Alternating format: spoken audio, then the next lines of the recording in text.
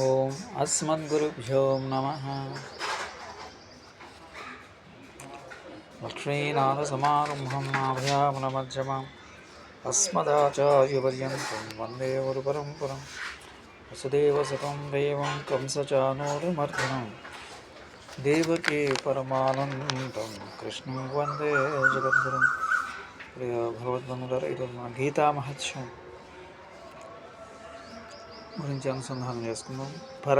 గీతా మహత్యం పరమ పావనమైనటువంటి శ్రీమద్ భగవద్గీతను ఎవరు పారాయణ చేసి అవగతం చేసుకుంటారో వారికి భయము శోకముల నుండి విముక్తులవుతారు, విష్ణుపదం పొందుతారు.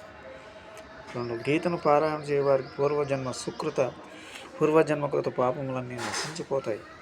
మూడు, జలస్నానం వలన శరీర మాలిన్యము, భగవద్గీతను పారాయణ చేయటం వలన సంసార మాలిన్యం నశించిపోవడం.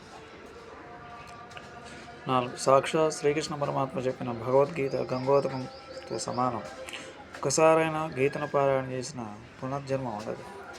ఐదు, ఉపనిషత్తులు, గోవులు, పాలు పితుకువాడు శ్రీకృష్ణ పరమాత్మ, అర్జునుడు అవతుడు, పాలు గీత ఆ పాదం త్రాగువారు జ్ఞానులవుతారు.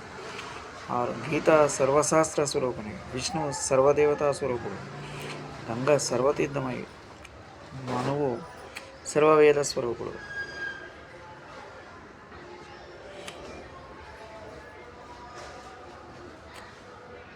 గీత, గంగ, గాయత్రి, గోవిందులను నలుగురిని ఎవరు ఉదయం నిలుపుకుంటారో వారికి పునర్జన్మ ఉండదు.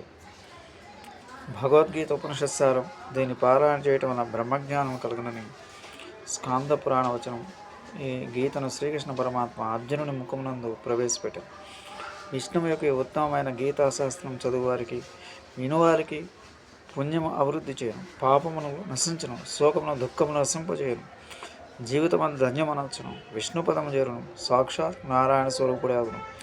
శ్లోకము చదివిన వచనం చదివినను అదే ఫలితం పొందును. గీతలోని ఒక్క శ్లోకం కానీ, అర్ధ శ్లోకం కానీ, ఒక్క పాదం కానీ, పాదములో సగం నిరంతరం ఎవరు పఠించు మనస్సులో నిలుపుకుంటారో వారు తప్పక మోక్షం పొందుతారు.